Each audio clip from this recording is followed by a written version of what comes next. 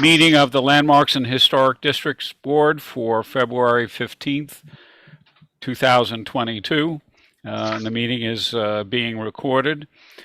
The meeting can come to order, and the first item on our agenda will be the minutes that were circulated to our members for the meetings of January 11th and January 18th.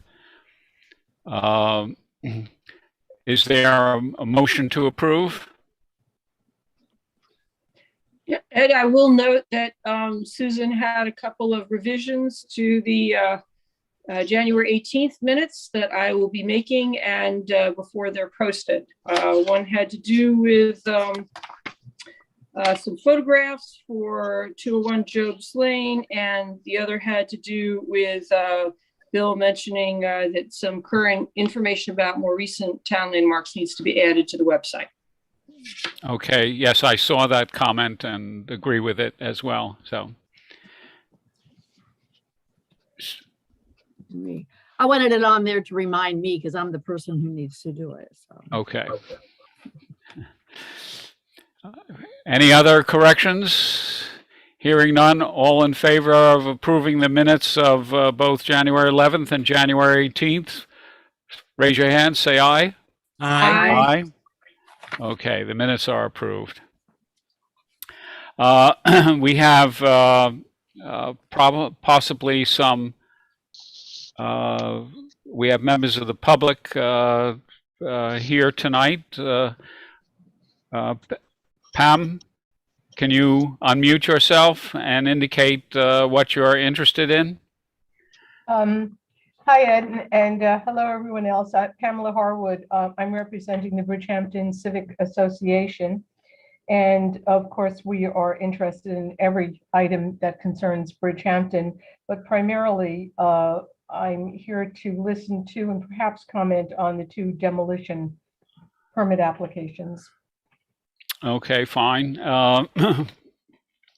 Well, we can proceed to the demolition applications. The first one, both of which are held over and continued from January 18th because of a lack of information and images that were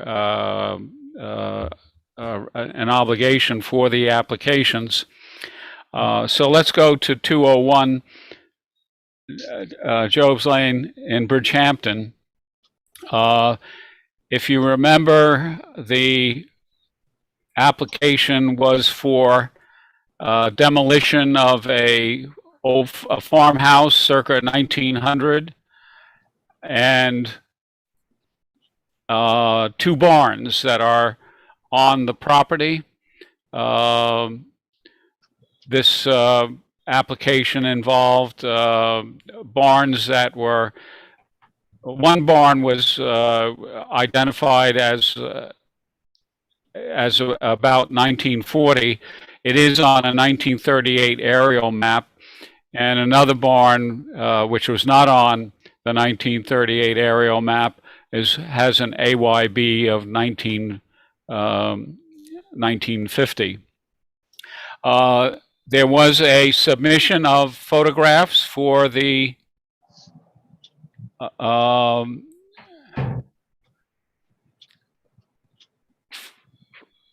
application that was sent along, and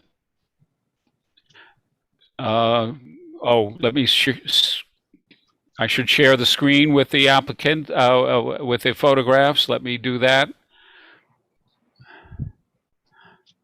Share screen. Okay. Okay. Do we see the house? Uh-huh. Okay, very good. This is a circa 1900 house that was a farmhouse originally, a barn in the back. The land has already been cleared of trees and landscape elements in the past month.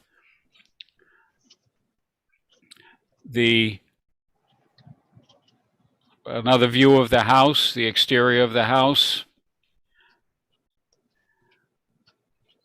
A field view from behind. A view of barns. This, I believe, is the older barn with a shed element that was there.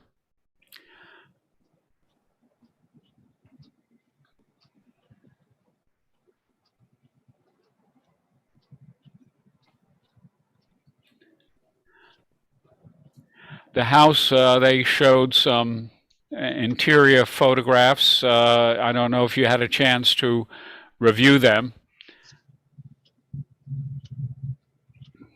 This is the back of the house.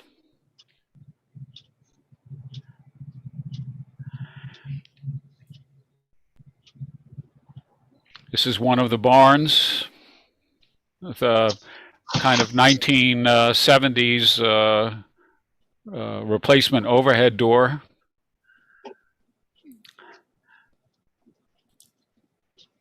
Sliding doors on another barn. This is the elements of the interior of the house. That shows considerable peeling of wallpaper elements, I guess. And paint.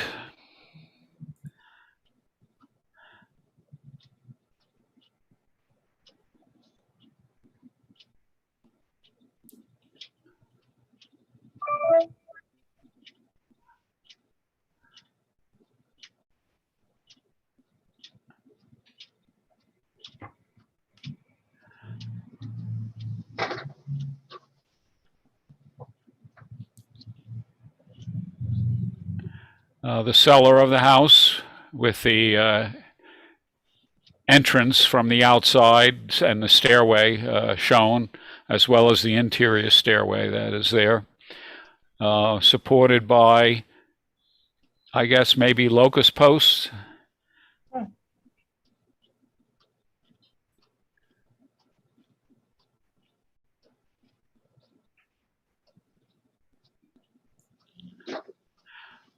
Interior of a barn element.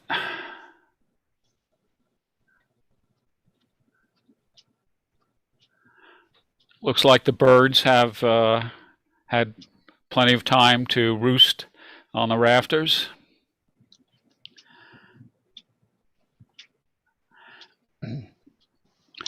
A divider in the barn, divider wall, the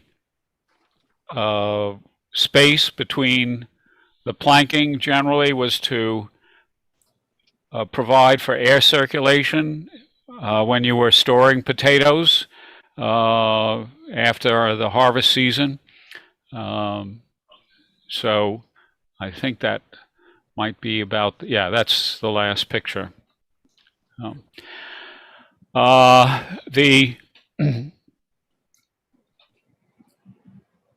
Let me see if I have just as a reference point, the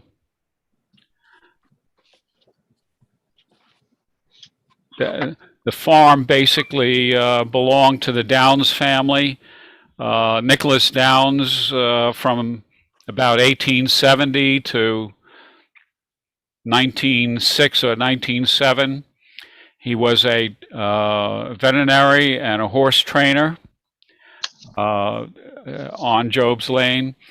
At the end of his life, he went mad. And at one point, he sued his son because he had signed a deed to the farm and the farmhouse over to his son, and at a subsequent moment felt that he shouldn't have done it. He sued to get it back, and it was a big court case, notable for the fact that family members were suing each other, and the judge declared that the deed was invalid because he was mentally incompetent at the time he signed it. And then the judge awarded the property to all the family members together. Shortly thereafter, Nicholas died, and his son inherited the property. Not to be outdone with a family scandal, the son, about 10 or 15 years later, gets involved in a lawsuit that involves his wife demanding the property from whom he had become estranged. So the property had a little bit of colorful Brichampton history associated with it. Is there the context of the farm, just to go back to the point, the farm doesn't exist anymore. It's basically a house that's near the ocean and is surrounded by modern houses, nowhere near the period style or character of the original four-square prairie style house that was. Let me just see if I can give you a better sense of that.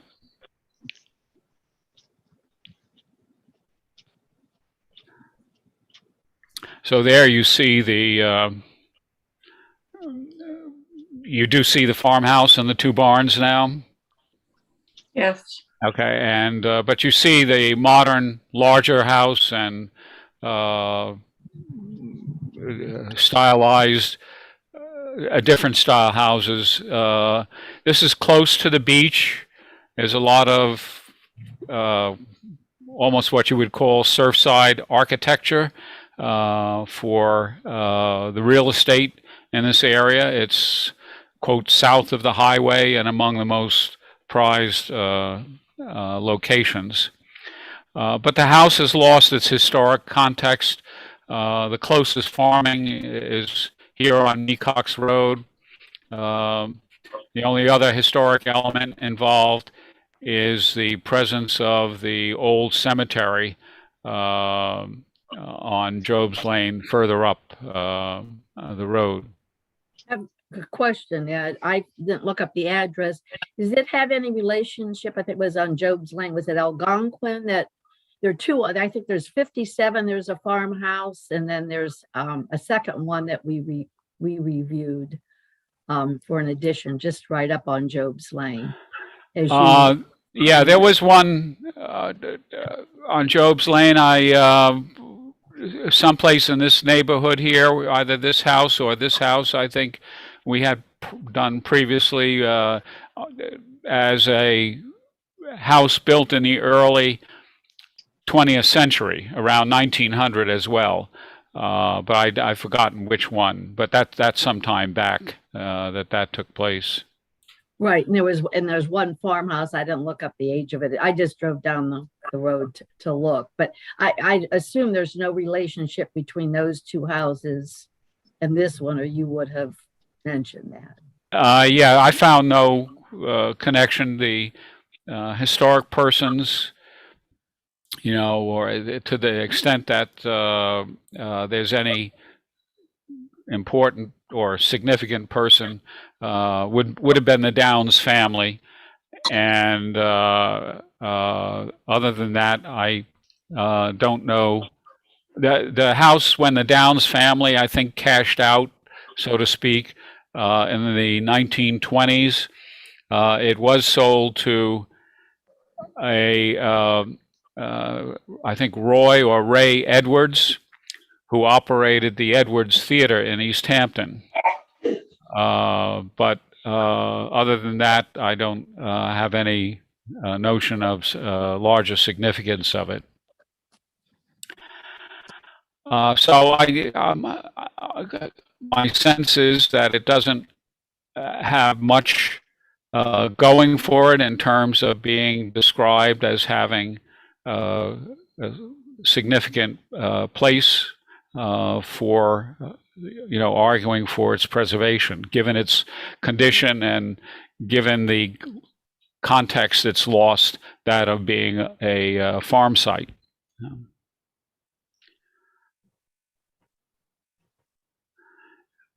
The photos were helpful. Yes, I'm glad we got the photos. And Martha, I thought, might have gotten an opportunity to get a chance to take more photos, but I did go by, but there weren't better pictures. And I'm sorry, I can go by again because Job's Lane has a lovely beach at the end of it.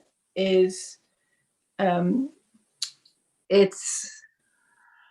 nice street, which obviously, not obviously, has a lot of huge modern houses on it now, and it's been very built up, which isn't to say we shouldn't save what is there.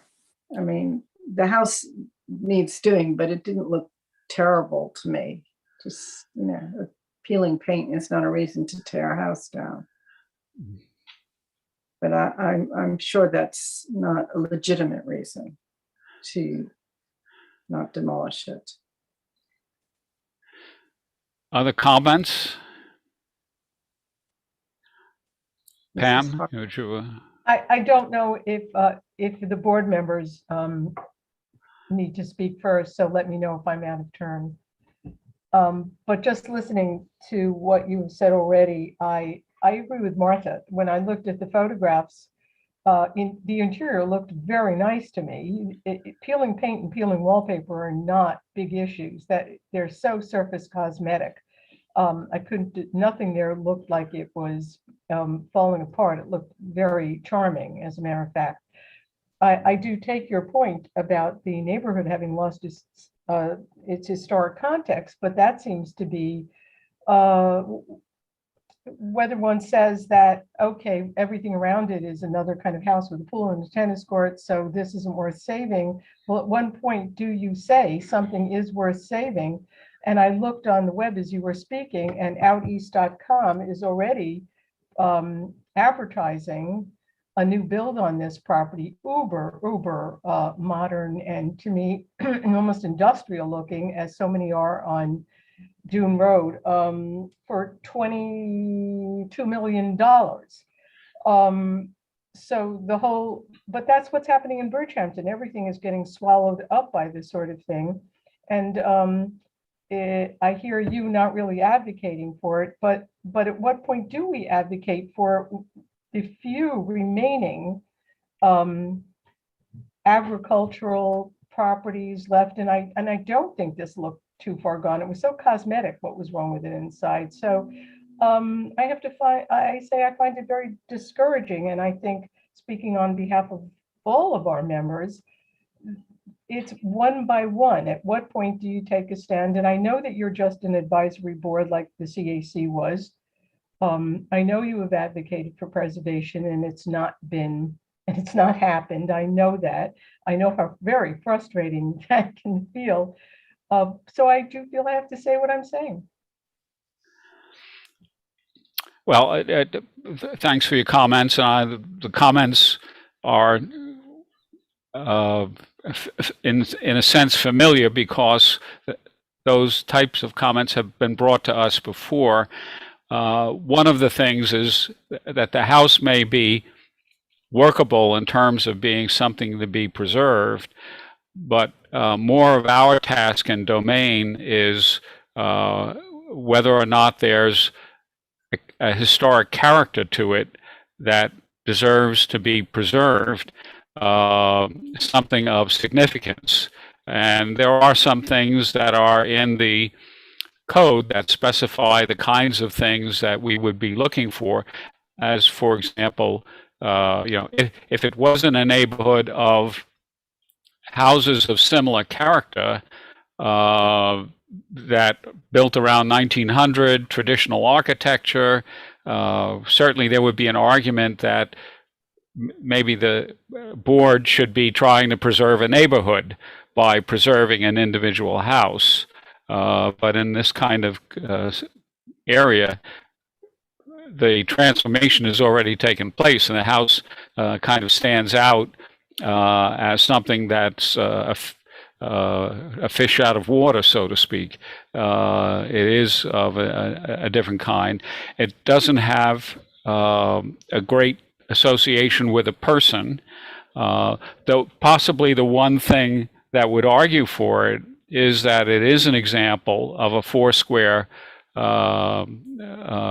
prairie-style house that Brichampton had a fair amount of examples of throughout its village and closer into the hamlet center that's there.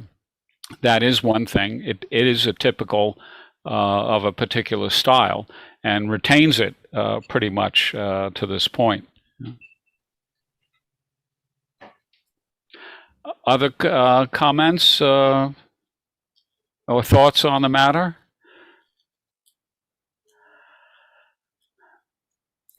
My inclination was on this particular one is basically not to object to the demolition. The question of trying to rehabilitate it for modern house, given the neighborhood it's in, it would be almost an impossible thing to do, I think. But yeah. Vicky? Yeah, I agree. I agree with you completely. I mean, the neighborhood context, unfortunately, has been lost, and for quite some time. Yeah. I actually live in a four-square house in a neighborhood, though, that is characterized by four-square homes. So it's very, it's part of the fabric of the little community that I live in. But this house does not, and it's unfortunately, I agree, it's not in bad shape, but I don't think that's the issue here. Okay. Right.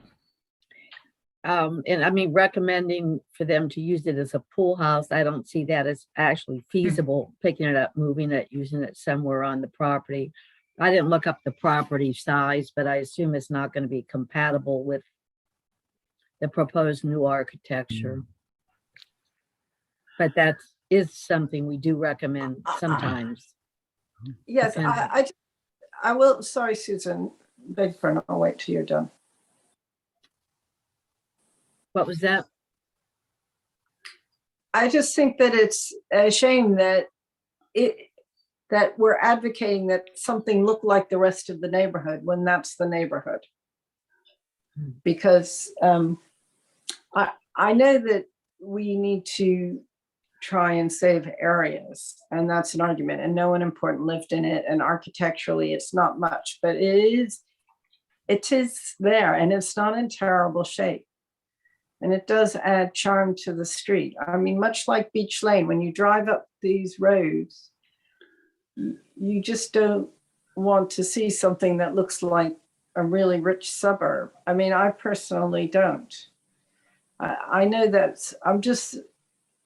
I understand everything you're saying, Ed, and I'm not disagreeing, because legitimately we can't, because of all the criteria that is set by the landmarks. But it's very difficult to keep arguing to preserve something, particularly in Brichampton, if the argument is that, well, the neighborhood's gone anyway. Well, it also has to have some historic significance. That's, yeah. And Ed, how is that defined, historic significance? Well, it's defined in a number of terms in the code, whether or not, for example, a significant person is associated with it, significant event took place and associated with it, whether it is a very familiar object. As you know, that some places become the objects of a lot of emotional attachment because they've been there a long time and they've been seen there a long time. And architecture as well if it had a relevant architect. Right, and if something is designed by a well-known designer or represents an important innovation in building technique or building materials, so there are a number of things I can send along the code elements that define it to you, Pam, if you're interested. No, I can look them up. Thank you, Ed. Okay. So, Dave, you wanted to? Yeah, I just want to point out that we're not talking about recommending landmarking of this structure. Right. So the bar is much lower as it relates to a recommendation from this board as to whether or not a structure should be demolished or not. So I don't think you really need to use the same standards. Well, we're issuing, quote, a letter of confirmation of its historic significance. I think that's basically what the process is. I don't think you have to hold yourself to that standard for a demolition or construction application referral. No. Other thoughts on this?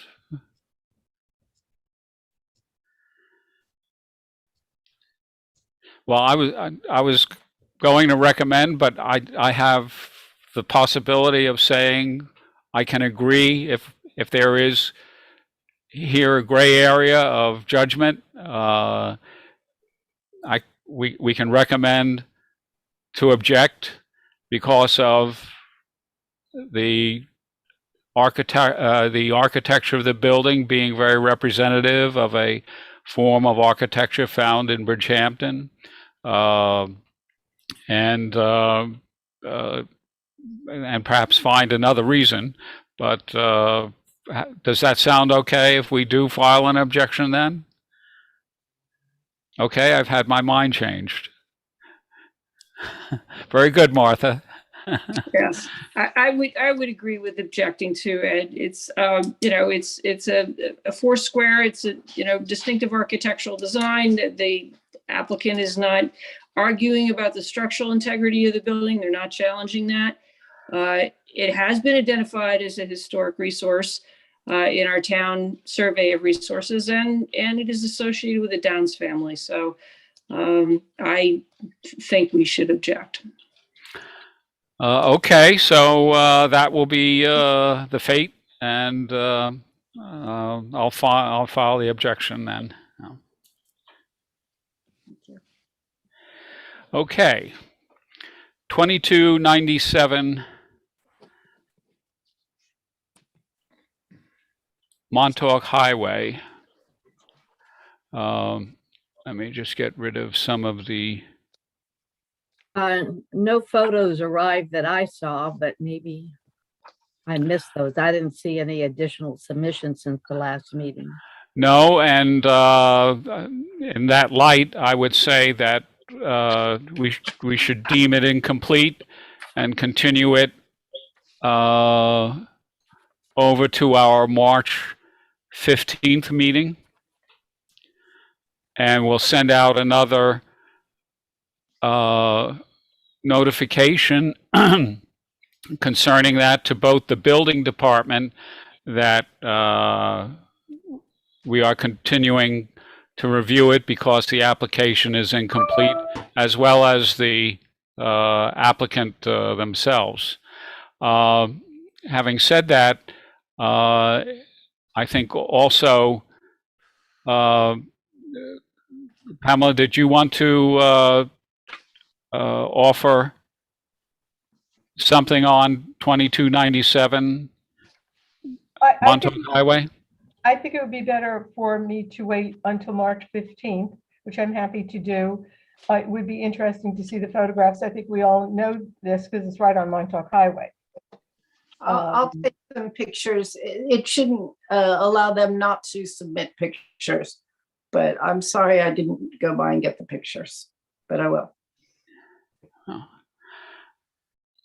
Okay, let me see. I thought also that there was a chance that Julie Green would be here to, having set out a definition of a potential Brichampton Historic District, that she would be here to comment on it, but she emailed me. She was in New Jersey attending a funeral of a family member and wasn't sure she would be able to make it back in time for the meeting.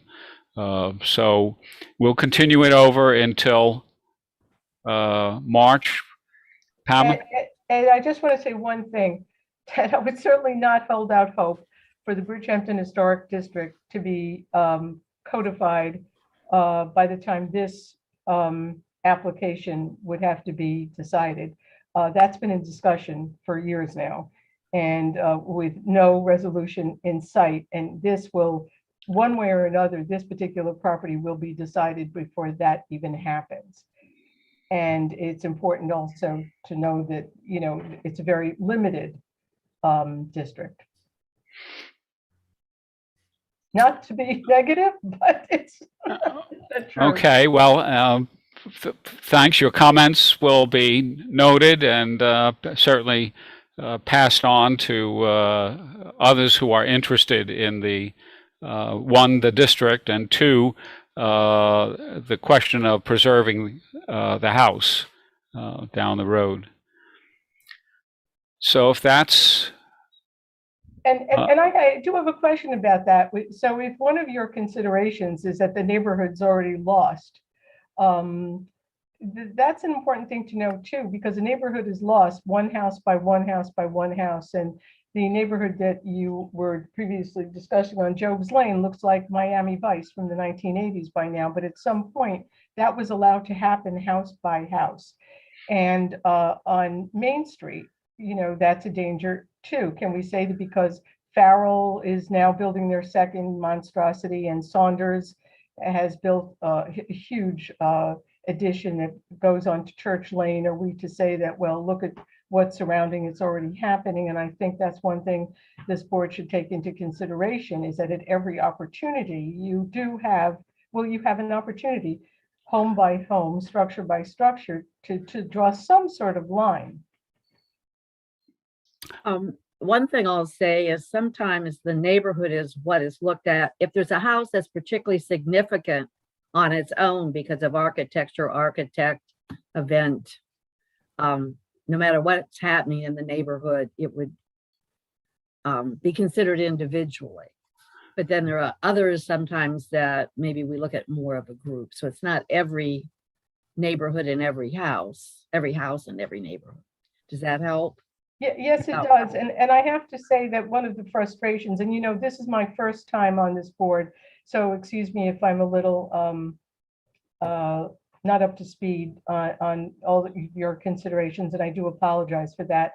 But we look at a place like Sag Harbor Village, and I know that they have their own rules, they have their own ARB, but there, every house, they seem to attract people who are eager to renovate and restore historic homes, and they've been able to preserve so much of what's in that village. And in Brichampton, we have not been able to do that, with so few exceptions, like the Nathaniel Rogers house.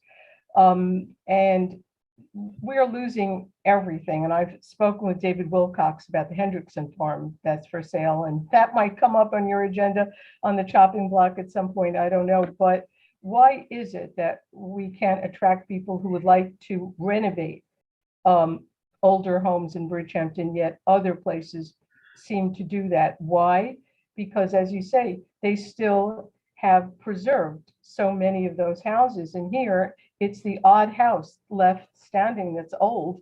And in that sense, every time something new comes in, it becomes more and more a hamlet and a neighborhood that doesn't look historic. All right, thanks. I hope we reverse that trend, and some of the board members have been working on trying to expedite the development of a historic district for and legislation for it to make it more feasible. And we'll see how that goes. It should be perhaps something of note in the coming months, coming 2 months or so, maybe if we're lucky. No. If we're unlucky, it'll be 4 months or 6 months. Okay, we have, do we have people in the waiting room or seeking to enter? 3, 6, 9, 12, 14. We have 5 people who are attendees. There are people.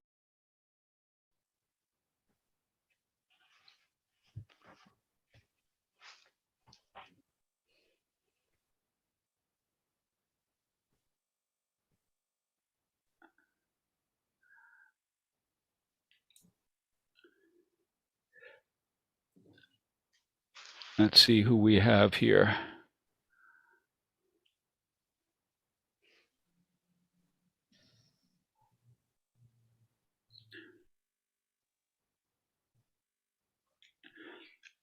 Oh, Scott. Oh, and Julie Burmeister's here. Okay. 2.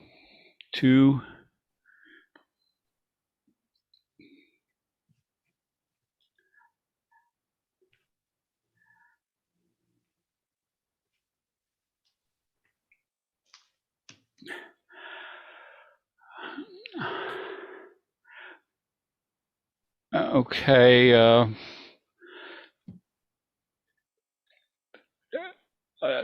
Julie, Julie Burmeister, did you want to offer something on the Brichampton applications?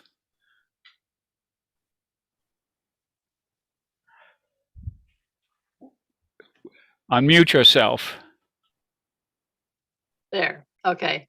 Not at the present, but I certainly will have something to say on some of the others. Okay, fine.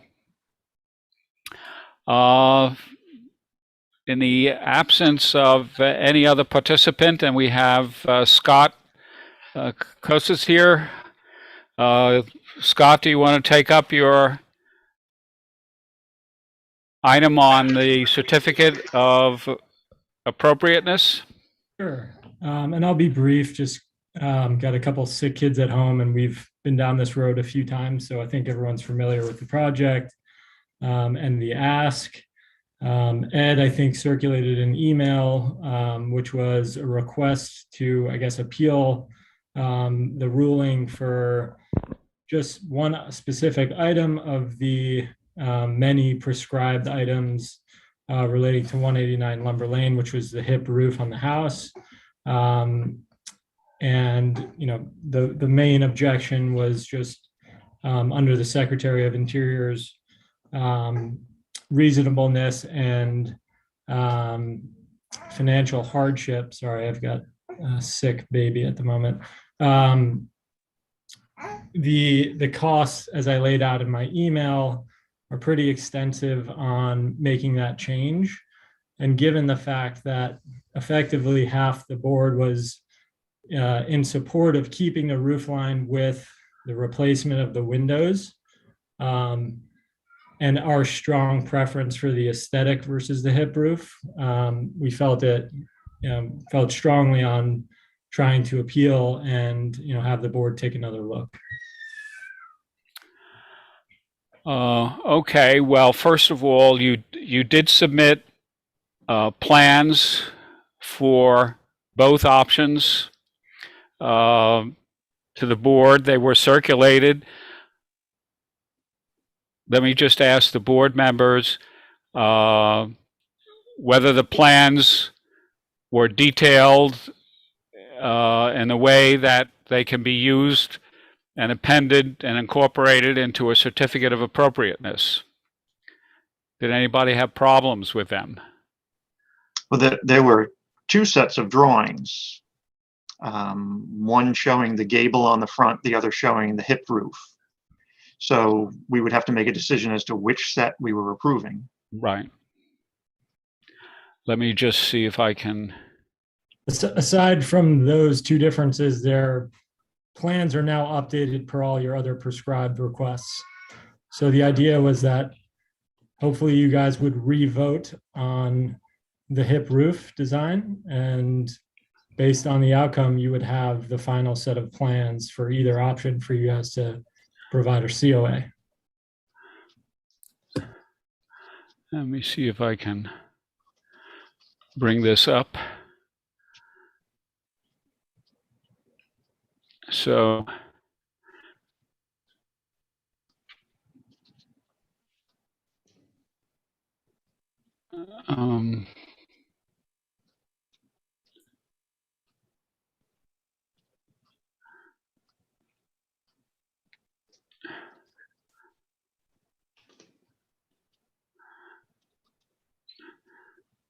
well, I can't.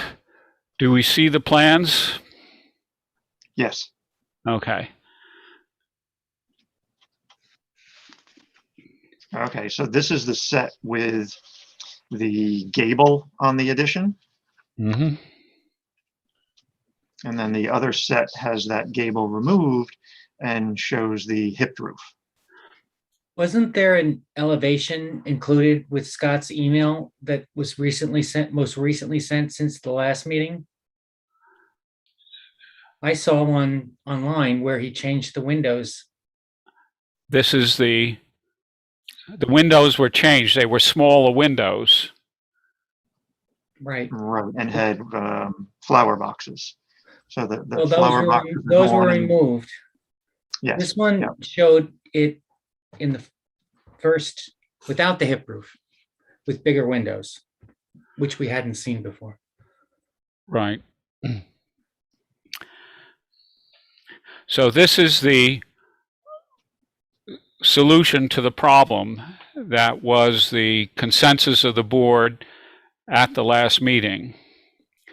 We asked to see more detailed drawings that could be incorporated with a certificate of appropriateness that would have to be forthcoming for the building to continue.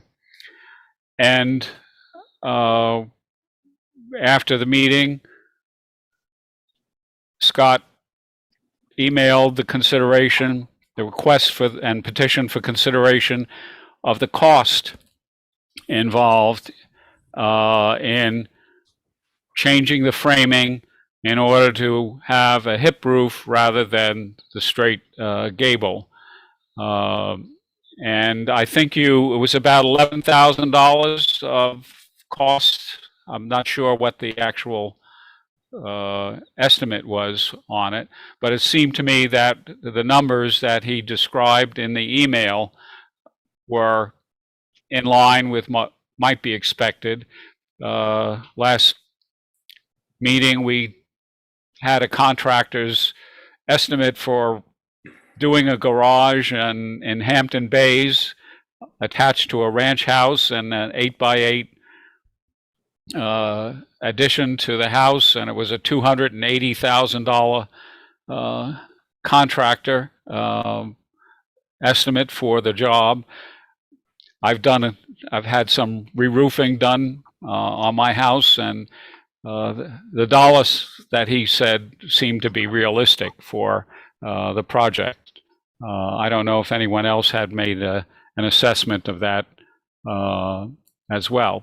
So the question is whether or not the board, any members of the board, have changed their thinking with respect to the question of any cost hardship that would be associated with this project, which might change their thinking on the solution. Change the thinking from a hip roof to go back to the straight gable roof that was and is the current condition, the current frame condition. Right. So keeping With that the in large- mind, I went into the town website and found the most recent sales information. The house was sold for $900,000. So the estimate that I had seen in the email was $8,000 to $10,000 to do the roof. Mhm. So if we estimate it at 9,000, we're basically looking at 1% of the cost of what the house sold for. If this is a $700,000 or $800,000 renovation addition to the house, again, we're looking at just a little more than a 1% increase in the cost of the project. As an architect and with two other architects on the board, most projects are running over 10 to 20%, if not more, as changes and modifications, discovering termites, powder post beetles, things like that come into play. The costs always tend to rise. A 1% increase to me really doesn't seem like a hardship that we're imposing. Ed was nice enough to send along the Secretary of the Interior standards, at which one of the portions was highlighted that says the standards are to be applied to specific rehabilitation projects in a reasonable manner, taking into consideration economic and technical feasibility. So economically, I don't really feel that a 1% increase is that great of a hardship. And as far as a technical feasibility, we're not asking for materials that have to be found that are 100 years old, or a process of construction that needs to be recreated that no longer can be done. So it seemed that we were reasonable in both of those. But as I read further through the standards, on the bottom of the first page, there was a note that says, exterior additions that duplicate the form, material, and detailing of the original structure to the extent that they compromise identifying the historic character of the original structure will fail to meet the Secretary of Interior standards. So again, in defense of our original decision, it does say here that you should not duplicate the forms and details. And in this case, the gable so much looks like the primary gable that it's a duplication. On the second page, item 3 says, changes that create a false sense of historical development, such as adding conjectural features or architectural elements, shall not be undertaken. And again, I had spoken earlier or in previous meetings that it's difficult to tell which of the two gables is the original. And what they're saying here in the standards is if you have to, if you by conjecture determine that you can't figure out which is which, that it shouldn't be undertaken that way. Item 9 says the work shall be differential from the old and shall be compatible with the massing, size, scale, and architectural features to protect the historic integrity of the property and its environment. So again, in duplicating the gable, we're losing the ability to differentiate between the old and the new. I really feel that the hip, because this addition has grown in size since our first approval of the COA, it did become much taller. So therefore, in mass and size, it's become larger than the original. We've discussed that. We've agreed that we can live with that. But I do feel that the gable on there makes it so difficult to determine which was the original gable. So again, I'll stand by my original decision to go with the hip roof. Okay. Other board members on this, Martha? Yes, I'm going to go a different direction because everything you're saying, Bill, is right. Visually, I find, and I want this man to be a happy member of our Brichampton community. I live on that street, drive down it every day. That's not a standard of the Secretary of I know, Interior. but that's my point. But visually, I find the hip roof, I don't know, a bit messy. I find it all, I think what was proposed, I hate that it was done originally, but it's there now, and we're not arguing that it shouldn't be there. But it's a bit too many things to enlarge the windows and put the hip roof. if I have to trade, I would take the window side. And I don't know that I do, because everything Bill said is, I guess, accurate by the standards you sent us, but I don't think it looks great.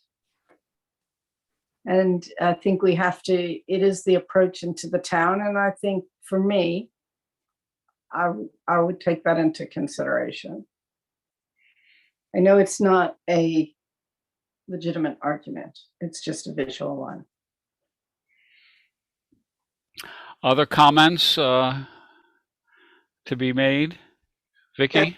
Yeah, if I can just respond to Martha. I think, Martha, one of the things that's distressing you the most is the sheer size and mass of the addition, which dwarfs the original structure. And we accepted that as a courtesy to the applicant and being a good neighbor. It is way out of scale, but we didn't ask him to scrap. I agree. I agree. That is the problem. I would love it to fade into the background. No matter what you do, it's not going to fade away. Okay, so my take at the moment is that there is really no change in the consensus that was present at the last board meeting, and that the request for consideration on a financial basis is not something that the board is willing to entertain. Does that summarize the state of things? Yes. And I'll say, finances, I mean, not discounted, because you always count finances, but it's the fact that you can't differentiate, and that it's what it comes down to. For me, is one of the major things. Similar, but how do you tell the difference between what's the old and what's the new? You look at those plans and they look the same. So that I have on in my notes in red and starred, that I don't see a differentiation. That's the real argument. I agree with what Bill said, is absolutely right. It's just whether visually the answer is the hip roof. But you're right, you can't differentiate other than the scale, which is a shame that was accepted. And I printed off another 4 versions of that. Not that other people can't do it. I mean, you just look it up, and every time it says differentiate, differentiate, differentiate. You see that over and over again in each interpretation of it. Okay, so I think we have reached the conclusion. We have detailed plans that. Just as a quick response, Ed, before you go forward, because I think there's 9 Landmarks board members, and I don't think I've heard from every one of them. And just as an overall recommendation to the board, because now I've been on this panel 4 or 5 times, you should really run your voting process slightly differently than you do. It's obvious that 1 or 2 members of the board have very strong opinions. But as we discussed and as we went through the last time around when we voted on this, Ed, who's the chairperson of the board, Jeff Gibbons, and Martha Green were all in favor and in approval of keeping the gable roof.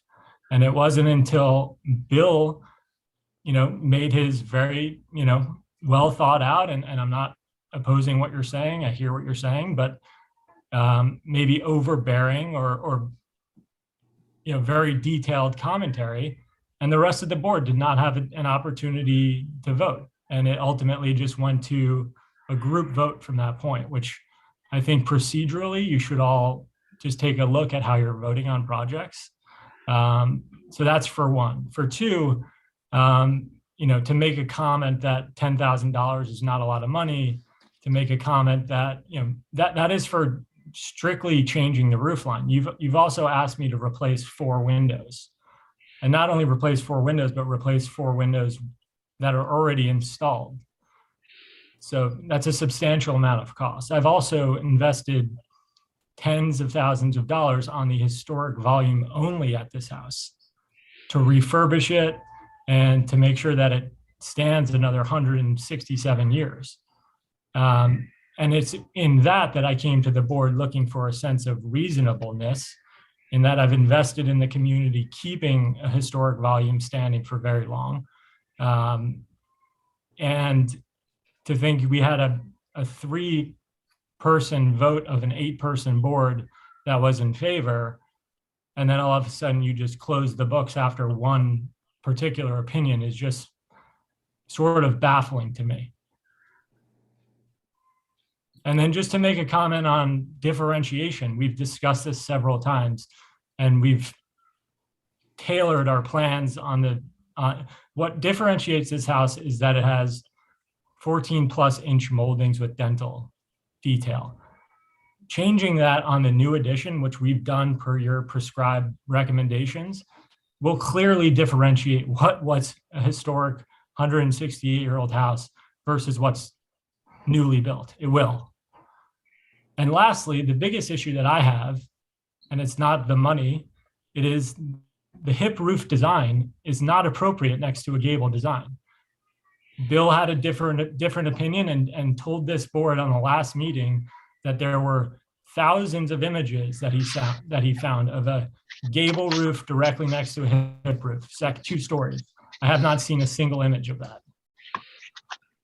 And I've provided images, and I've provided across the Northeast other examples of additions to gable Greek Revival homes that add a second gable adjacent feature. So that's my 2 cents, but it sounds like you guys have group voted. Okay, thanks for your comments. I'm sure that the board members are aware of a lot of the things and concerns that you have with respect to the finances for redoing a house, and also are not oblivious to appreciating the fact that you are undertaking the renovation of a historic house. One of the elements here is that part of this problem emerges from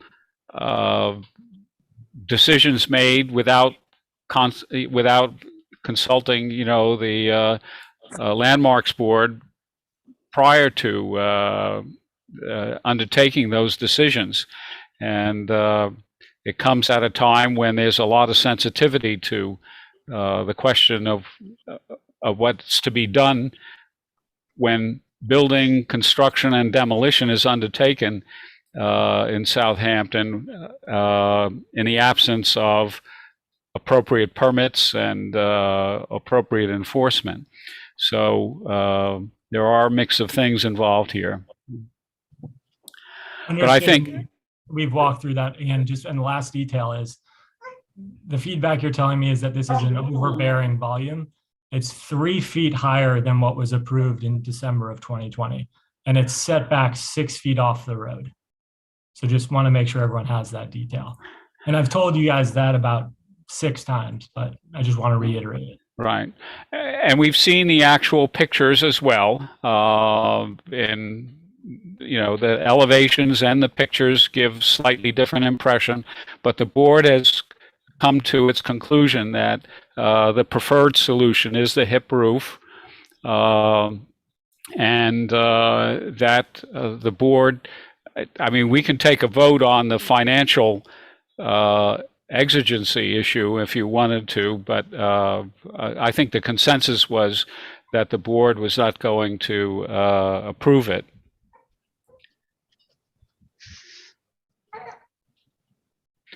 So, are you asking me if you want to take a vote?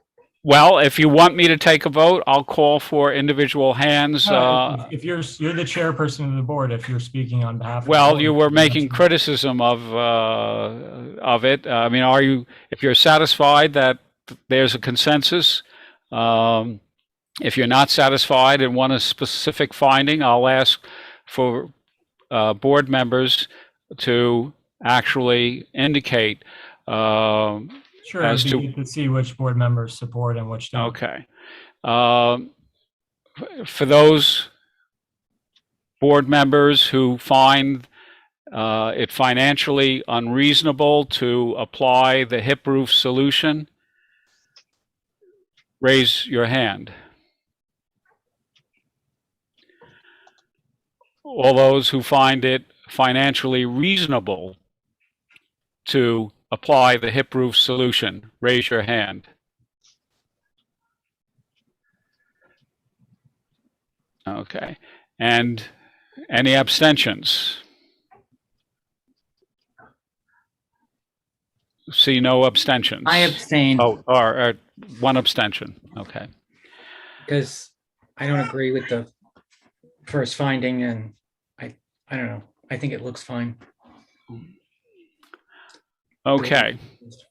So with that, we'll get a certificate of appropriateness that incorporates the hip roof solution and the details that are in the drawings that you presented as quickly as possible.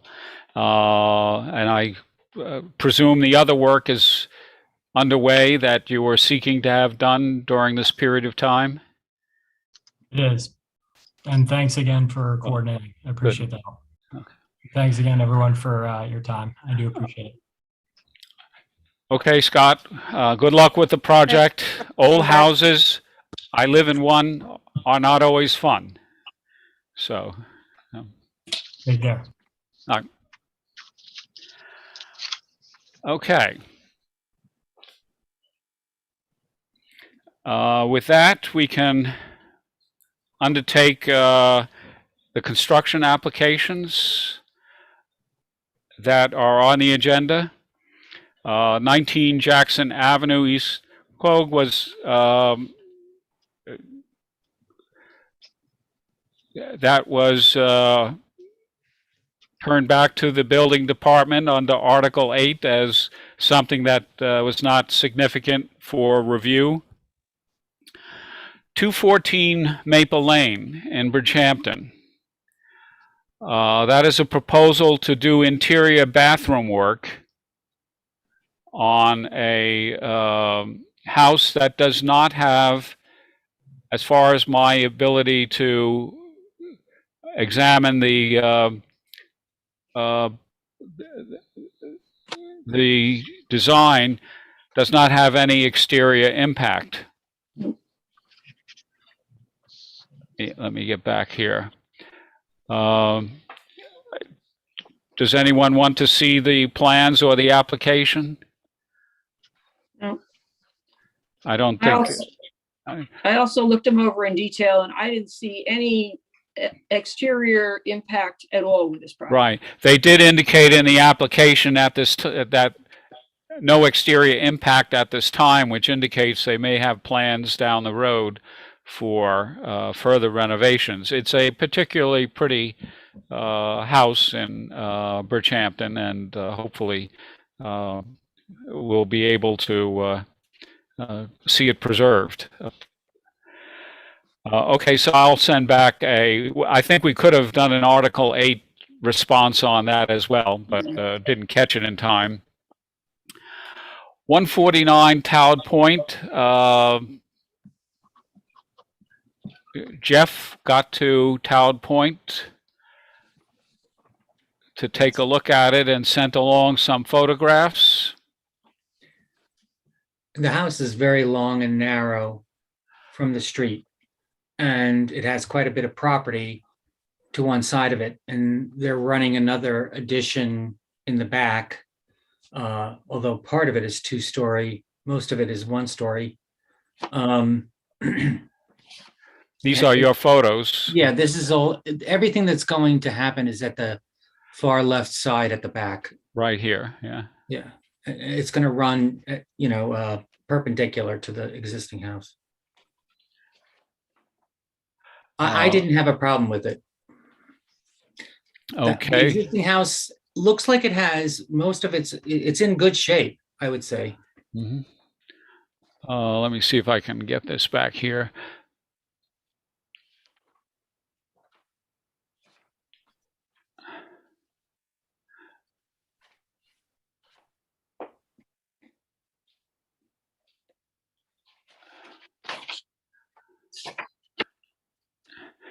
The house seems to have had replacement windows, I think. It was hard to tell. I mean, if they were replacement, they were probably like 40 years old replacement, Uh-huh. but they were all done at the same time because they all matched. How does it compare to the other houses in the neighborhood Oh, on either side? it's not doing anything that anybody else isn't already doing worse. Let me Well, I see if should I have- can. There are just a couple little groups there. I didn't make it past this one. Most of them have gone up, but there are a couple places where there are 2 or 3 together that are, it's just, to me, I not that I object, but it's always a shame to lose a cottage. Well, you're not losing it. They're adding on to the back of it. Right, when I say lose it, but You're going to cottage. see the exact envelope that you're seeing now, only in the back. There's a pool back there now, too. So that's probably why they want to get closer to the pool. It's just running along from the existing back, sort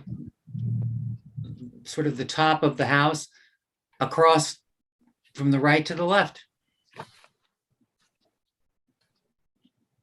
I thought at first that it had a little bit of, it was a little too, had too much detail compared to the existing house. But then when I went back and looked at it, I realized it was just the CAD drawings made everything seem so overly dramatic. The house was has an AYB of 1938. I guess they identified it in the picture, the aerial pictures of 1938. But the house was built in 1937 in the summer, and it was built by a former Southampton resident named Barton Havens, who was a carpenter.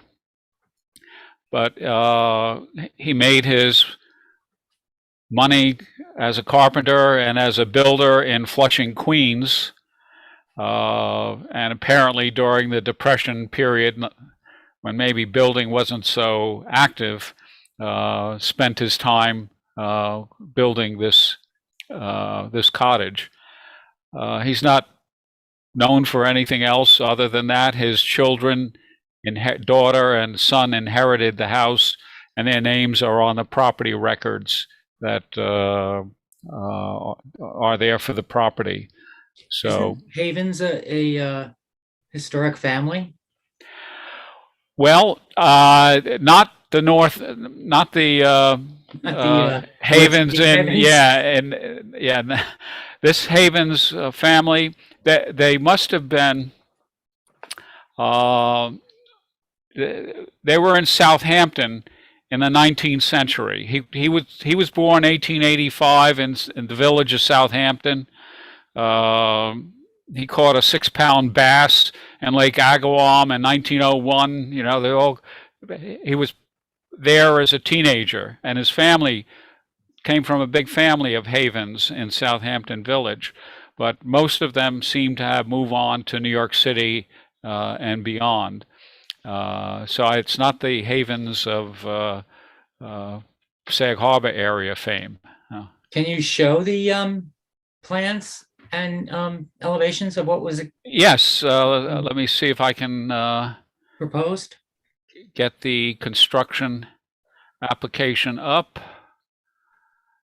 Just beware the CAD drawings. I mean, like the shingles are drawn so heavily that they make everything else seem.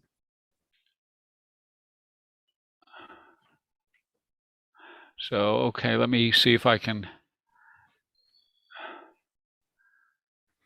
get this.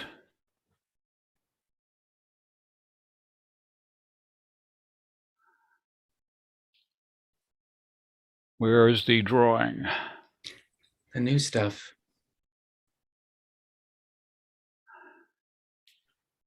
Maybe there was a second Yeah, it was the second package. file, Ed.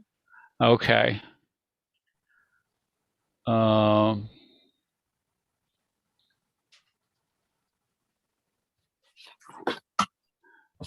Okay.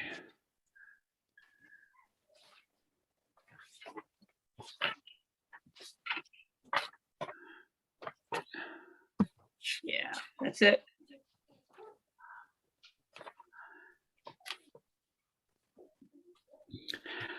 Yeah, that detailing that was up in, it's up in the eave, it seemed a little fancified for the existing house, but I see they're proposing it everywhere, pretty much in each gable Mhm. top.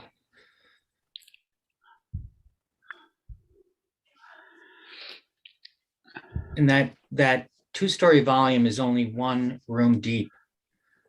Uh-huh. Okay. Yeah, it does stretch out to the left side of the existing building. Yeah. There's room for it. Yeah. Actually, quite an attractive way to add to the house to some degree. Mm-hmm. It seems to make sense. So, okay, so there's no objection here? No objection. Okay, without objection, I'll take care of the response, Ed. Are you sure? Yes, I am sure. As long as I can bug people. we don't, we're not going to have Janet here. No, I as know, I know, policeman. I know. I apologize for the last couple of months, but Okay. I will take care of it. It just, I have a difficulty finding the templates. Okay, all. well, if you give a buzz if you need one. Yes, I always bother Susan. Okay. All right, 103 Punkwog. Let's see if we can get here. This is a 1938 or so, 39 dwelling. And let me see if I can get this share here.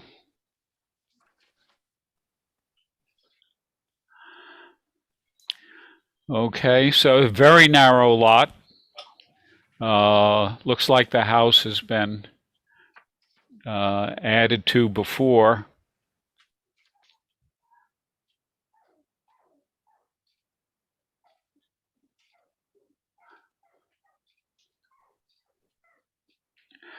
Let's see if I can get the picture up here.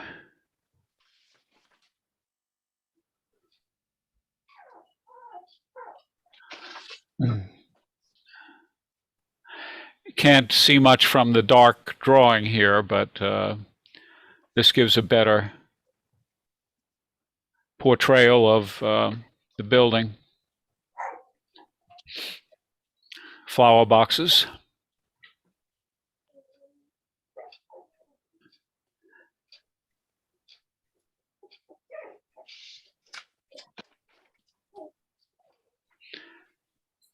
I didn't get a chance to track any ownership or any history associated with this. Again, as you can see, very narrow lot associated with this property. Well, So- right now, a Charles White owns it, and I see a James White, I think, right there to the north of it, so it may have been. James, yeah, James White, I think, was the original owner. I think Charles White may be a descendant that's either inherited the property. But any feeling for the I think it's at a 211 square foot front covered porch, a 993 square foot rear one-story addition, right? 385 square foot rear deck with an outdoor shower and a new pool. Yeah. I thought the elevations, which are in the back of the application, look, I mean, for expansion of a house, I think it looks very nice. I think they've done a good job of not overpowering the property. House becomes very long. Yeah. And sort of set catty corner sort of diagonally a little bit in the lot. So, yeah, you'll see a little bit more of it from the street than you would otherwise, but I don't think it's going to be overwhelming. Mm-hmm.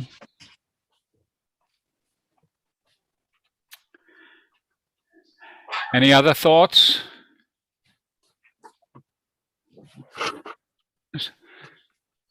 So I don't see any reason to object to the proposal. Nope. Okay, so I will respond on that one.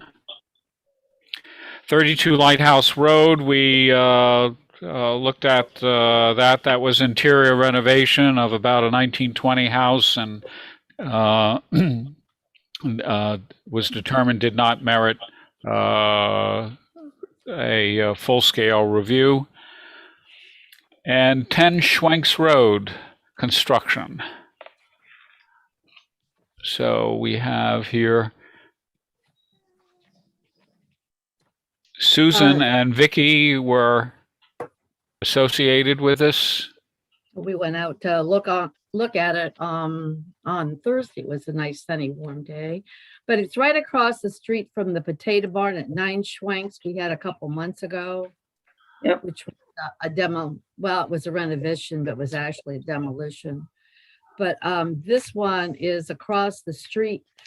But from my research in previous years, it actually had to do, I think the one, the potato barn went with the Malone family to the west, and this actually would have been associated with the possibly the Darby Phillips that were down in the corner, but also the Hildreth family. So right about where that road was, when you look at the 30 and the 38 maps, you can see where it's differentiated. But I started looking at it, I think back in 2011 when we were preparing the looking at houses built before 1940 for the AKRF. So I had snapped a picture of it then, and that's the one up at the top of the page. And it looked like a little shingled cottage with divided light windows. Was pretty much, of course, there was a lot of landscaping around it. And through the years, as I drove by, there was some reshingling done on it. So I would just snap pictures as I went. And I'm not sure that even at first, if they even needed a building permit to do, because you don't need a building permit to reshingle your house or to change a couple windows. But at some point, and I sent that in the overview, and you don't need to go to that there was I saw a stop work order, I believe posted, at least that's what my note said. And then they did get a building permit in 2016, pretty much for the work that we're looking at here. Mm-hmm. So he the applicant, the owner, wanted to do a 52 square foot addition, and it's there on the left where you see that large chimney, because there was a picture that I took when that was in progress. It's not actually, I call it a faux chimney. It's actually, I saw some plywood underneath that versus it being all brick or stone, so it must be like a gas type of fireplace. That was enlarged, and of course all the windows were changed, and he proposed to change the front entrance, and I couldn't tell where that was until Vicki and I went, and it's those actual two doors that you see there. And he also proposed to put a gable. This is the front entrance right here. Exactly. He proposed to put a gable there, and I must have changed his mind because I don't see that gable. And since it's for sale, and there's a sign out front, I don't really foresee him doing that work while he's showing the house. In the meantime, he mentioned changing rebuilding the chimney, which there was a chimney. I think you can see it maybe popping out there on the right. He took that to the right of that square window. You can see where the chimney was. He took it off the roof level, and he of course rebuilt it to the left. He mentioned that. We mentioned changing some windows, but at some point it's that round window appeared instead of the divided light square window. And in his plans, he has a picture for the divided light square window. So that's what we're looking at. I looked at the history, but those are the changes, and in my estimation, I believe, Vicki, that they were already made. But this, as far as I can tell, that most likely was an accessory structure or a barn that was on the property. I believe that the main house would have been closer to North Sea Road. You can look at the maps in 1858, there was nothing there. 1873 also, was Archibald at the time, Malone. 1894, it's between the Malones and the Darbys. And right below that red arrow, you see a Mrs. William Lowen. And I found an article in the Suffolk County newspaper saying that she had sold a property on North Sea Road to Robert Glenn Stubbs, and he appears on the 1902 map. When he bought it, he put an addition on it. So someplace after 1894, there must have been some type of a main house there, along with the accessory structure to the back. But according to the census reports, he had 3 adult children with his first marriage, and by this time, by 1900, he had 4 children with his second, and my guess is they would have been living in a larger house than that. But he also had a cook living with him. So since the applicant said that he found old barnwood parts, which he has since replaced, and also some insulation that was dated 1888, possibly around the time in 1900 when Robert Stubbs bought the property. He may have been the one who originally converted it, possibly for a worker to live there, or possibly he may have rented it for income. But you can see on the 1902 map that there are 2 structures shown, one closer to the road. And my guess that would have been the main house. So what we're talking about, I believe, is a converted accessory structure, because it's small. And if you saw the interior pictures, you could see some beams have been covered. So that helped, of course, solidify the fact that for historical significance, that the main house wasn't, I don't believe, is still in existence. But by 1915, they had moved to Woolley Street. I think they lived on the east side. I saw it on the 1916 map. 2 properties south of Pelletreau. In fact, he lived somewhat near Vicky. So he lived there. He died in 1915. The 1916 map shows his estate with the 2 structures. By 1920, I believe it was sold because his wife had moved to, according to the census, had moved to Connecticut with 2 of her adult children. One of them was a carpenter, and they lived in a rented house there. So to my knowledge, besides being a carpenter, marrying a local, Mary Folks, he did, being an expressman at the railroad, there was no historical significance associated with Robert Stubbs. Architecturally, it's been altered a number of times. I see no, and there you can see 1938. There are several structures on the property, and I can't tell if one of those was the main house or if it had been demolished by then. But I see that I saw that Nathan Hildreth, I found a deed that Nathan Hildreth sold property to William Sayer, and William Sayer was Mrs. Lowen's she was his widow, so she must have inherited the property. But after that, it went to I saw an Edwards. I'm not sure who had it after around that 1915 time, but she had it around 1955. In 1961, there was a Donald John Piercy, and there were only several local articles that he was the Marlboro man for 40 some ads for a number of years. But in real life, he wore a white Stetson hat, and he made some of the local newspapers because of the quirkiness of that. He also had an ad that he was an artist and he did portraits at his Marlboro studio.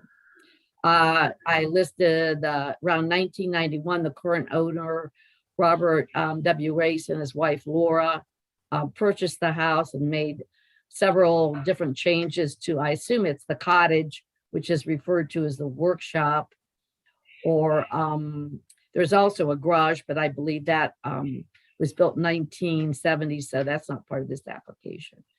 But I could find no reason to object. I think Vicky felt the same way. If she's there, she saw it, and she actually took a number of the pictures on the property.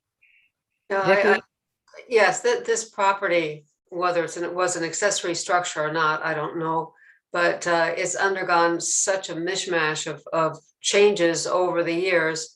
And in fact, the documents that we had in the file, the drawings of what was proposed to have been done, clearly was not done. Actually, nothing even remotely close to what was proposed was actually constructed. So it's kind of an unfortunate situation. I expect that when it's sold, it will probably be demolished, which, would be sad. But there is it looks like a studio at the rear of the property, and we've included that photograph. We could not get into that, and that was not actually part of this application in any event. But that may be more historic, I don't know, than this particular structure. But there's not much historic on the exterior that we could determine with any reasonable level of certainty. I think if we had received this application, and that's how I try to look at it, if whatever the proposed changes that were made, and then of course they weren't made as proposed, but we most likely would not have objected because we didn't see that round window. I believe we would have made recommendations if we saw that round window to retain the divided light window and, possibly do something different with the chimney. But so I see no reason to object. I don't see there's any point to object to the round window in the gable at this point.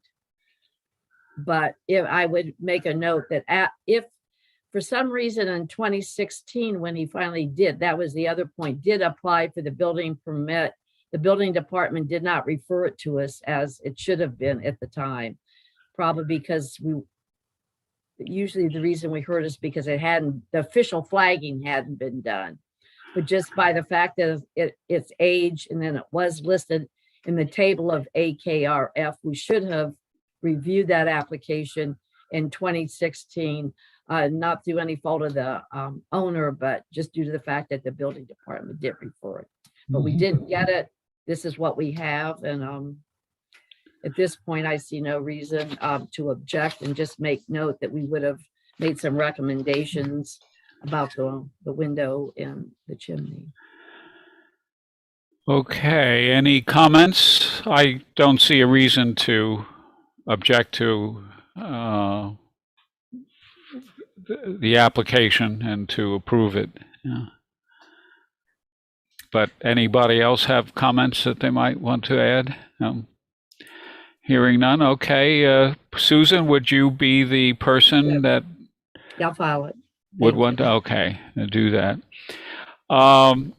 We received an inquiry yesterday from David, or the building department made an inquiry yesterday from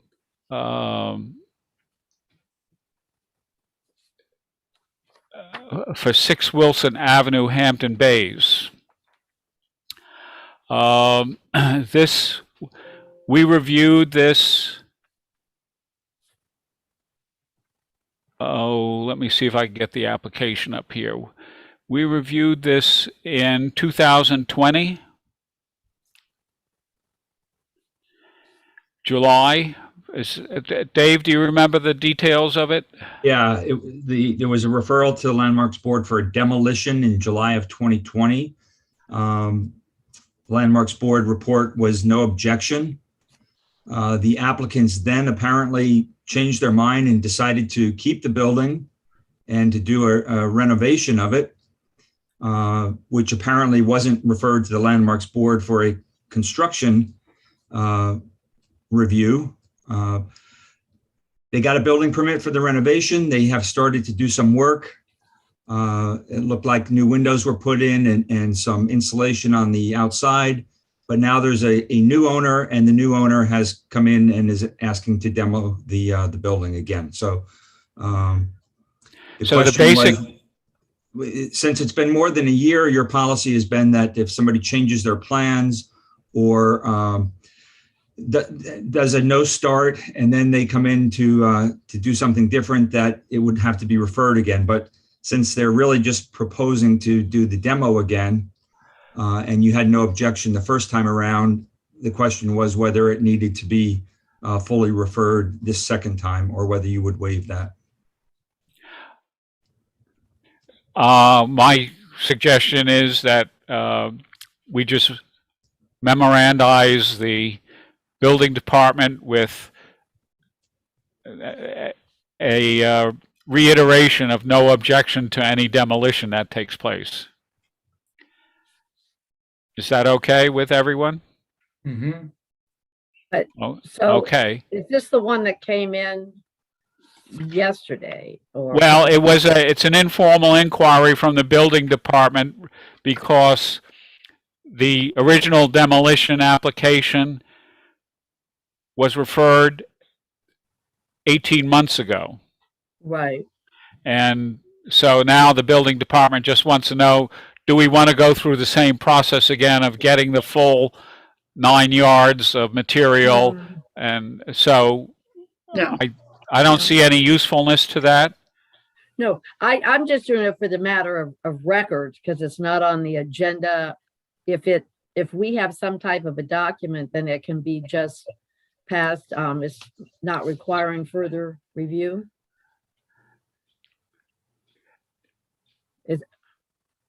Well, to be included on the agenda is what you're asking? Well, it's not included on the agenda. That's right, yes. It's basically, if, quote, a walk-on agenda item, just because it raises a in-between question that we've not dealt with before.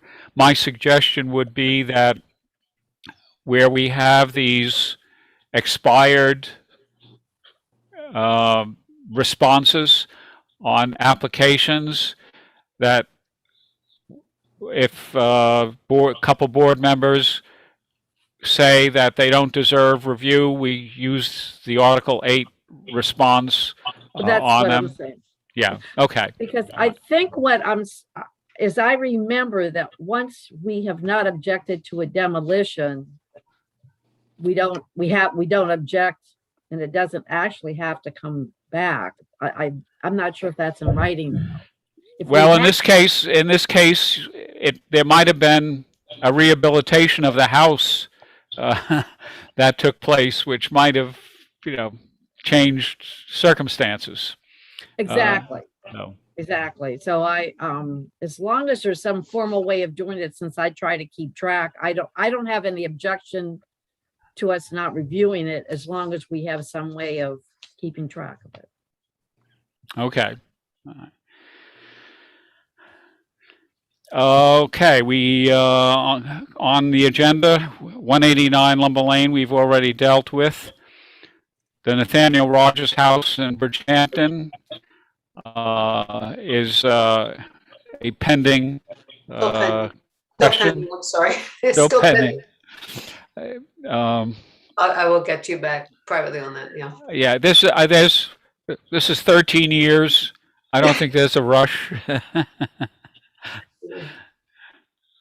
And referrals. Yeah.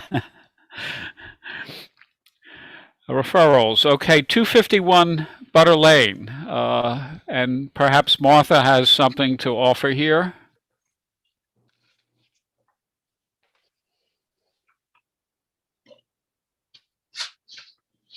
Do you have them, Ed? Or Yes, I have photographs. so Okay. Farrell bought this. It's I think it's 4 something acres, and they want to make 3 separate lots of self-storage. They're tearing down the existing, there was a farmhouse. This is the barn.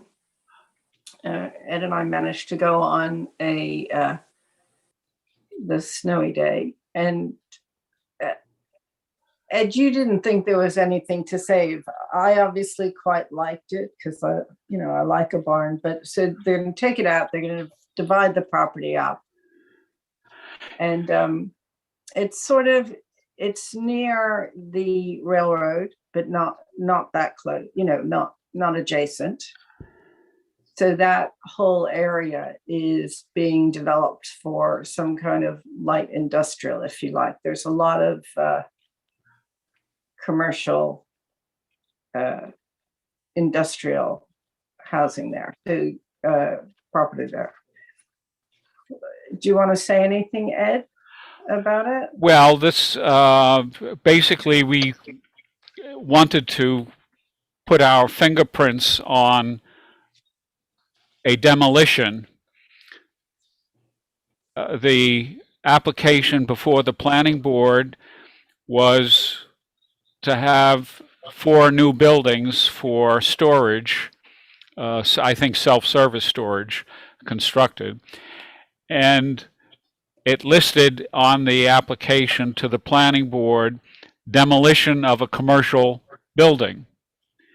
Well, this is an old farm barn, and we didn't want a bypass procedure to evolve where an applicant goes to the planning board, gets approval for whatever, but in the process, they list on it demolition of a structure. So this was basically to try and make sure we do get a chance to observe and review potentially important structures that might otherwise not be seen if they get a planning board approval. So that's what this is about. I could be wrong, but I think this is the same chap that's looking after Job's Lane. He's the lawyer for both the properties. Right. The agent who showed us the property was Brian DeSessa, who is the representative of Farrell Construction in Brichampton, which owns both 201 Job's Lane and 251 Butter Lane here. The barn itself, we didn't get to, as you can see, everything is blocked off. Yeah, you can't get it. And you could not get into the interior of the large volume here, which the date of which is a little bit uncertain. I could not determine what it is. This is the interior of a smaller portion of the basic barn, the larger barn next door that we looked at. As you can see, a lot of construction activity. To me, the barn once was probably used for livestock because it has these loft doors on, which might have been where the placement of food stock for animals would have been stored at one point. What kind of animals? I don't know. Dairy farming was at one time very prominent in the area, but it could have been for other livestock as well. This structure here on the left, that was erected in 2017. onto this barn. And obviously is used a little bit for storage of equipment and other types of supplies. If you remember looking at the some of the other pictures there, you might have seen it keeps the for sale sign and the advertising signs inside.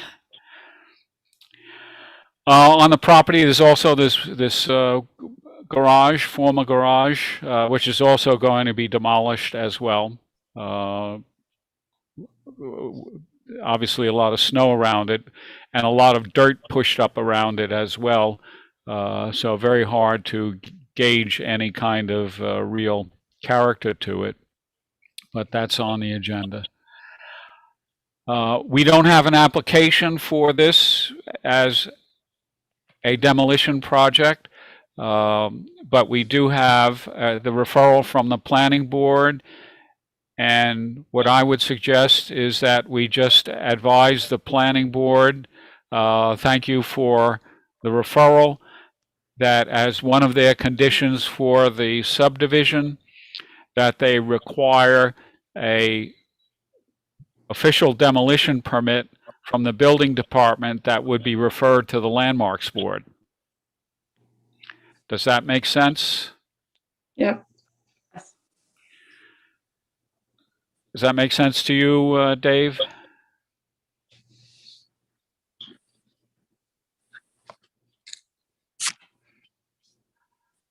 That's fine.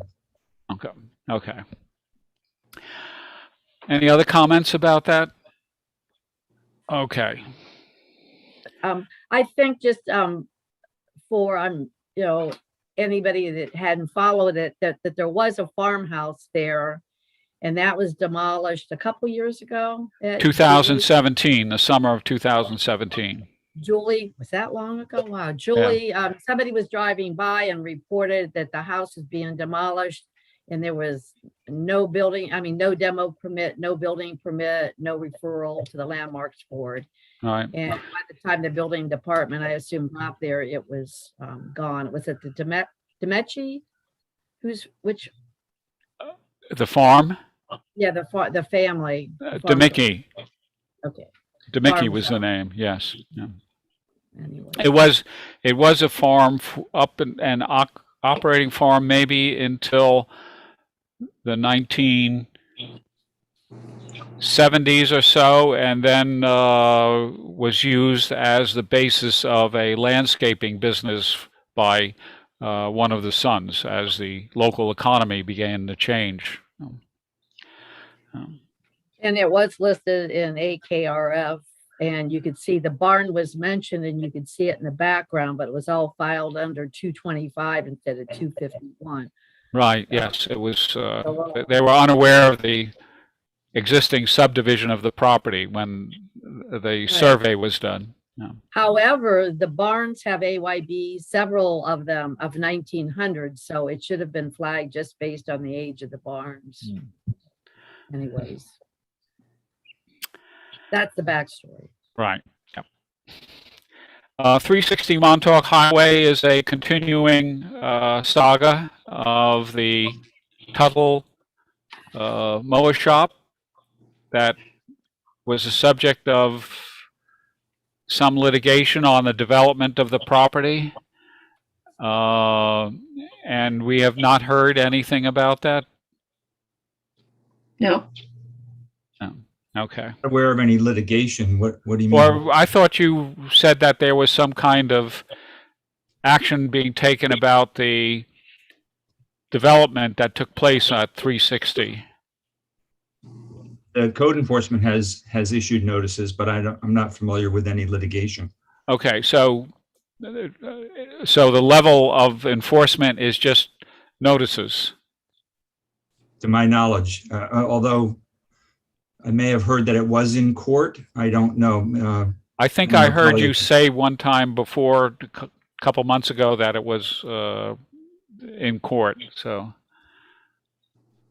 I believe they were issued notices of violation, which would lead to a court date. Okay. Okay, the Brichampton Historic District is something that is pending further developments of the legislation and revision of the code. 248 New Light Lane Watermill was designated a town landmark and doesn't need to be on the agenda. Governor John Dick's Windmill, West Hampton Beach, is up for a public hearing on March 8th before the town board for designation as a town landmark. It seems that West Hampton is very excited about the possibility. Ed, do you want to present at the public hearing, or do you want the village to do that?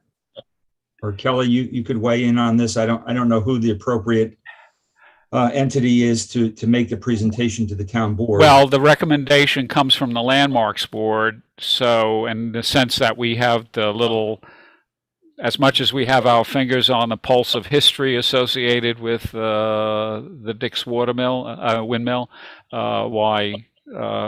it's okay. I can do it, but there are other things that probably have to be talked about. If there's an intermunicipal agreement in process, that probably might be part of the discussion if the town board wants to know about that. So, right, yeah, no, I'll definitely be there, and I'm sure the village mayor will probably attend. But I would say it would be best for this board to present, and then the village could supplement or weigh in. And then we'll have everyone there that we need to have there in case there are any questions about like the IMA or anything else like that. Okay. Barbara, for your possible information, Kelly is in the town attorney's office and is liaison to the Landmarks Board from the town attorney's office. So that, just so that you know who all the players are here. So. Great, thank you. Nice to meet you, Kelly. Nice to meet you as well. Okay. So we have our other matters at the bottom. Susan, you sent around Yes. the lists, the I famous got those lists. done from 2021, and I'll send those to Barbara separately because she wasn't, I didn't know that you were on the board as of February 2nd. I found myself tallying things year by year.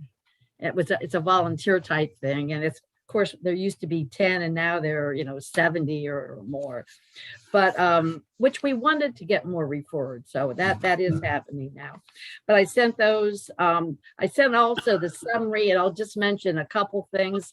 Last year we had 40 demolition applications versus 22 the year before. Of course, there was a COVID pause for a couple things were off the year before. We had 40 demolition applications this year. Last year it was 22. Out of those, 8 were for historic resources, main structures listed, and AKRF, which are always great losses. Actually, in 2020, there were 11 of those. Construction applications, we had 70 versus 59 the year before. And the thing that's always interesting, out of those, 16 of them were for work that had already occurred. That's about 43% we were reviewing after the fact. There are some other things listed. I'm not going to go through anything else, but the good news on the positive side, we had 3 new landmarks last year. So, and that's a voluntary, of course, thing that, so that's a real, that's positive. So. That's it for the list. I'll be working on them, of course. Every 3 months I report on for this year. I'm going to get in contact with David. There are just a couple I've seen. There's one on Montauk Highway that we looked at it before. I won't give you the address now. I'll just send it to you. That it's boarded up. It's close to the milk pail. Got an AYB of 1900, and I'm not sure if there's a stop work order on it. but particularly since it's wintertime, you can see a lot of boards boarded up like it was in progress, and they stopped. And they're also working down on 41 Bridge Lane, which was a barn that had a partial demo, and we reviewed that, and it was like 2015 or 2017. But it looks like maybe they're just starting to work on that. So I'll double check with David on that to see what's going on. But that's all I have underneath demolition and construction. Okay, thanks. And you've been keeping track of the other boards receiving property applications? Right, there's not a lot on that, but of course there was the public hearing was on the 27th, and it was regarding the 220, the one that you just discussed, the subdivision and the self-storage, Butter Lane, and we discussed that. Anything else underneath both the planning board meetings then and the first one in February, they were repeats. For the ZPA on February 3rd, there was, I'm not familiar with the address, but it's 17 Allenson. It seems to be on some water. It has an AYB of 1900, and they're potentially asking to add a boatyard and a storage. And I think that was down in East Quogue. I'll have to check on that address. I didn't write the town, but I'm not familiar with that property. On the 17th, there were repeats, no concerns, but they're still waiting on until February 22nd, written submissions for 85 Eastway. And that's the one that Bill helped us with a nice structural engineer's report. It was a Grosvenor Atterbury house, but that's still at the CBA. So that's all I have on that. Okay, thank you. Nothing to report on annual landmark inspections at the moment. Landmarks maintenance program, we had, I know we had one application. I don't think we had two. Did we have more than one, Janet, that you recall? No, just the one. Just the one, okay. So we'll deal with that at our March 15th meeting.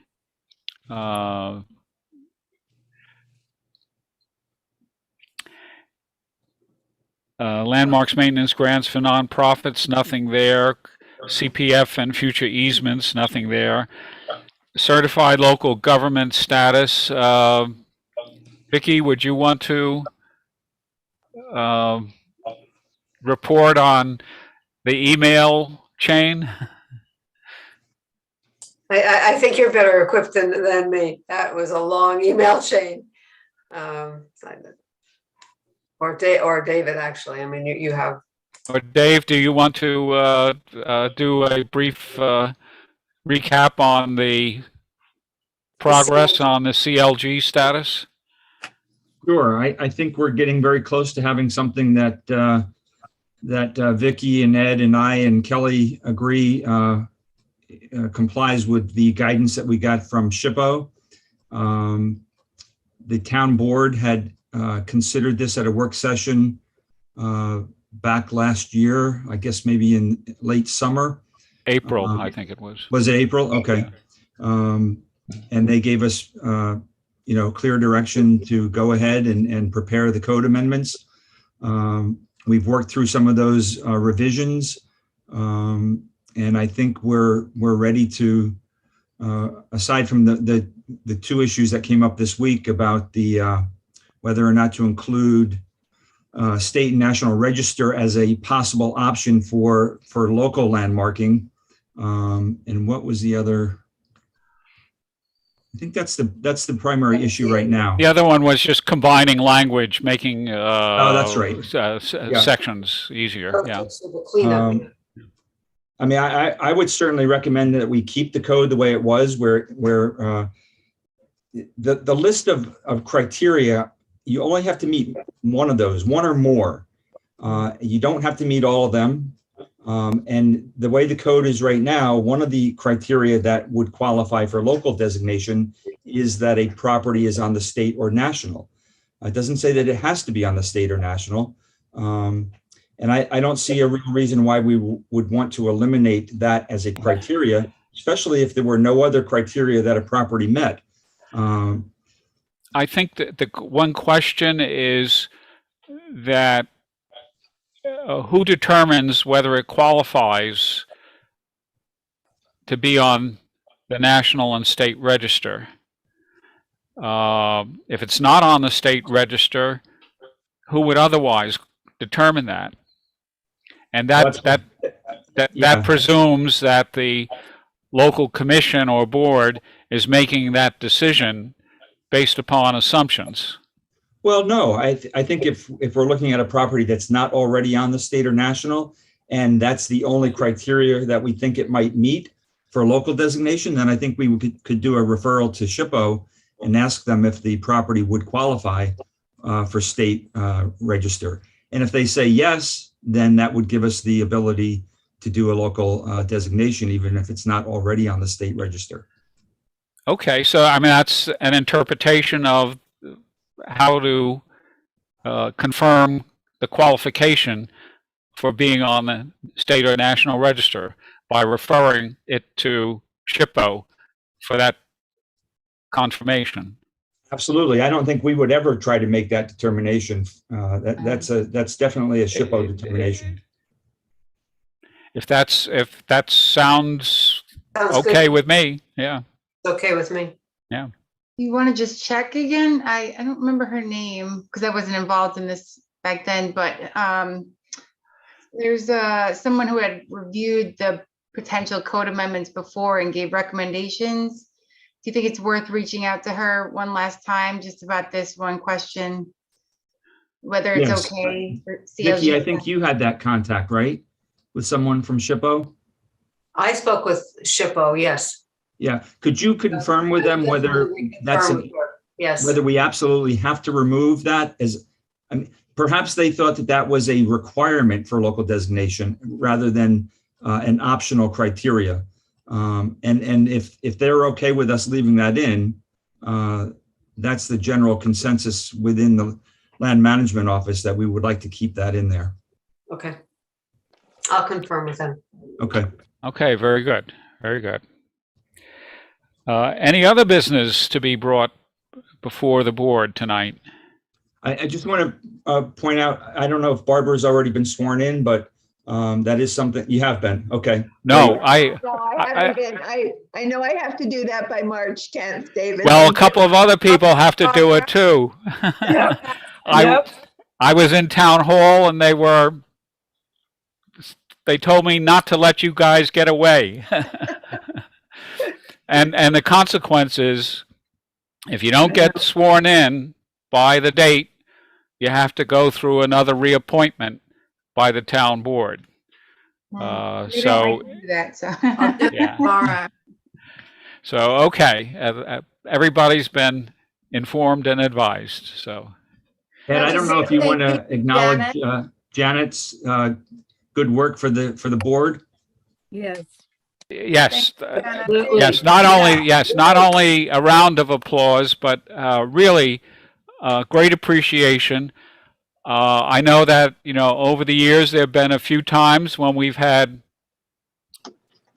applicants, members of the public, who have had their differences over dealing with the Landmarks Board, and you have been the public face and actually the public insulator for us in many cases, so that we didn't get too much static from them. So thank you for being our front line and our public face and keeping us reasonably well organized.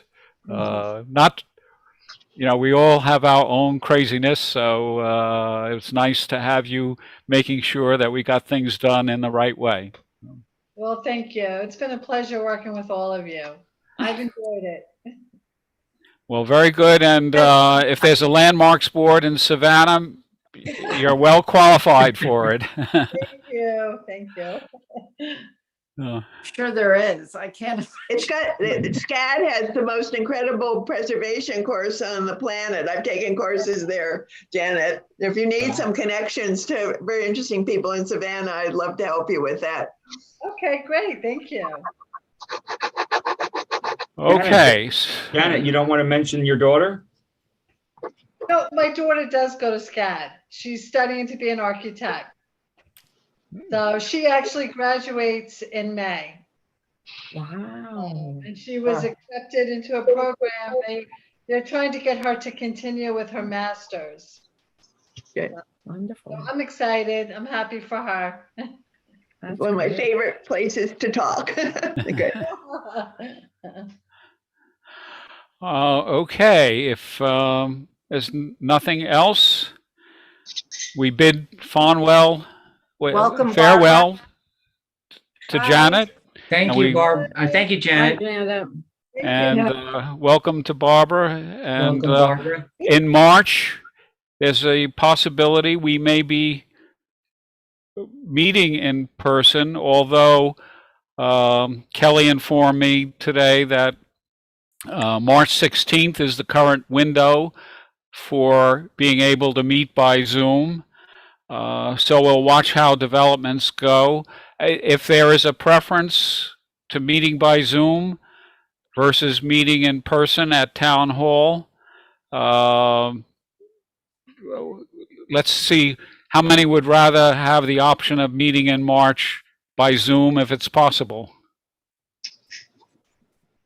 Okay, seems pretty good. It will So be possible. The cutoff is March the 16th. So Yes, as long as you meet before the 16th, you have the option of meeting by Zoom. Right. So we'll see then that we will have our Zoom meeting on March 16th, so everybody can. 15th. 15th, I'm sorry, yes. Everybody can plan on it. So that'll be the venue. All right, well, meeting is adjourned. Good night, everybody. Like, Good night. Thank you. All right, Good thank you, night. thank you, Bye. Charles.